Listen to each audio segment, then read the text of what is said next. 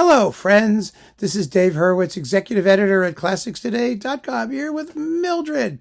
And today we're talking about the reference recording for Gershwin's music for piano and orchestra, particularly Rhapsody in Blue and the Concerto in F. Those are the two biggies. And, someone who does one well is going to do the other well, usually. I mean, I've not heard ever in my life a performance of someone who did one badly and the other one wonderfully. It usually doesn't happen that way. And Mildred here loves Gershwin, as you can see. Mildred, do you like Gershwin? Gershwin, yoo-hoo. Gershwin. Yes, dear. Yes, we're doing Gershwin. You see, I can get a response. And this is her afternoon siesta. She's wiped out because we've been running around playing fetch all afternoon. And the poor dear has just got to have her nap. So I'm not going to torment her anymore. The obvious reference. Oh, it's so obvious. It's such a no-brainer. For this music is Earl Wild and Arthur Fiedler and the Boston Pops. Now, there is no reason at all why either the performers or the soloist or the conductor should be American in this music. In fact, some of the best Gershwin I've ever had has come out of Russia. So the Russians have a real feeling for Gershwin, I think. But this, oh my, this is just hot, hot, hot. It is so fabulous. And, if you read Earl Wild's autobiography, which I recommended in another video, and I still do, it's just marvelously chatty and gossipy and bitchy and all of the things you want artist autobiographies to be. He laments the fact that he wound up being the Gershwin guy because there was no inherent reason for that. He wasn't a Gershwin guy, but he did do a lot of work in studio work in television and with the NBC Symphony, but he played under Toscanini and, all these major people. And still he wound up becoming the Gershwin guy, much to his chagrin. Of course, he happened to have played Gershwin stupendously well. He really did. And one of the things that when you talk about reference recordings, we're always trying to find the one that combines the best or the most representative best of everything. That is idiomatic interpretation, great sonics, marketing. But here he had some serious marketing competition, at least in the United States, because Gershwin's pal, Oscar Levant was sort of the Gershwin guy before Earl Wild became the Gershwin guy. And Oscar Levant recorded all of this stuff with Andre Kostelanetz, I think, on Columbia. And, there were all those recordings. But here's the but. They were mono, number one. And Oscar, for all of his flair, and he had quite a bit of flair, was never regarded as a serious major pianist in the way that Earl Wild was. And Earl Wild also had the chops. He had an amazing digital dexterity.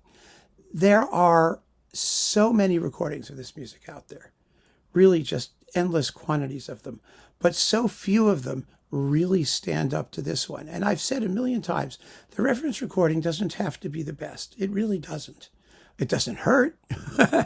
It really doesn't hurt. And here's a case where it really doesn't hurt, because these are such high quality recordings, and they're high quality not just because of Earl Wild, but because of the Boston Pops, which of course is the Boston Symphony without its principals, which, it was their loss, frankly, under Arthur Fiedler, an incredibly underrated conductor who did more for the cause of classical music in the world than probably anybody else.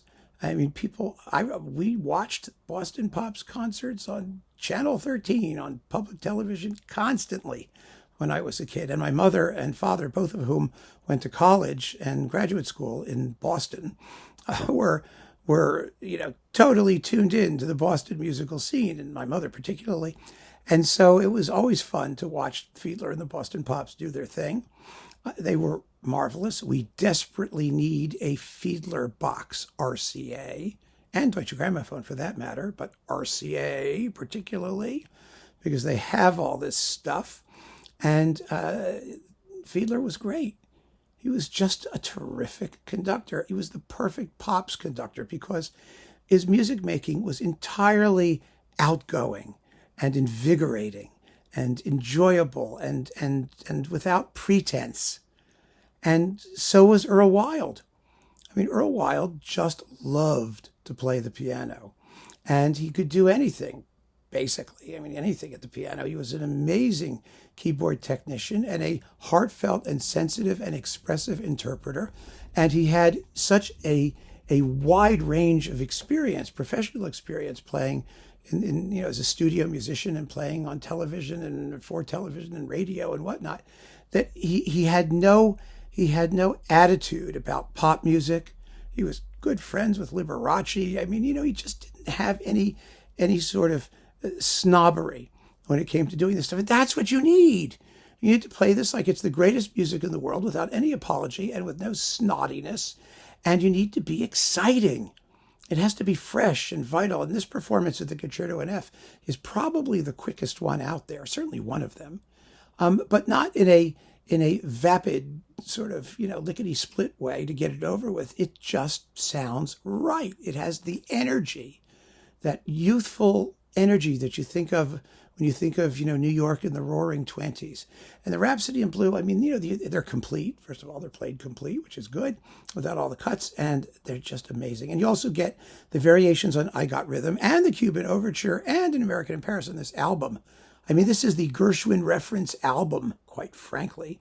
Forget about the fact that it's also piano and orchestra works. It's an extraordinary Gershwin event, which everybody ought to own. I mean, everybody, for sure. But if you want reference recordings for the Concerto and the Rhapsody in Blue, you cannot do better than this. It's the one. So keep on listening, friends. Thanks so much for joining me. Take care.